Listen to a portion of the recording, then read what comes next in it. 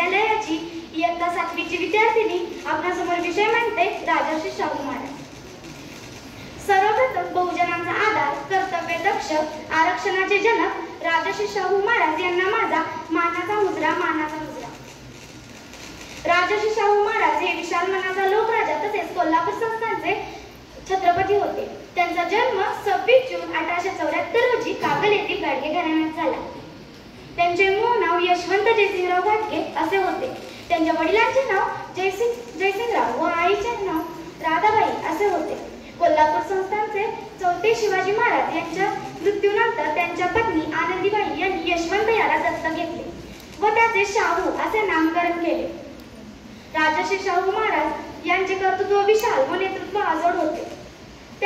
शाहू महाराजांनी समाजातील बहुजन मागासलेल्या वर्गाला मुख्य प्रवाहात आणले, जातीप्रथेला विरोध केला, विधवा पुनर्विवाह, स्त्री शिक्षणाला प्रोत्साहन, मोफत व सक्तीच्या शिक्षणाचा कायदा, पाणी व्यवस्था, शिष्यवृत्ती योजना, वसतिगृह उभारणी इत्यादी समाज सुधारणा केल्या। डॉक्टर बाबासाहेब आंबेडकर यांना शिक्षणासाठी सहकार्य केले। अनेक कलावंतांना राजाश्रय दिला।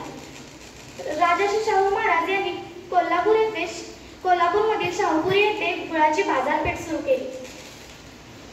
त्यांना कानपूर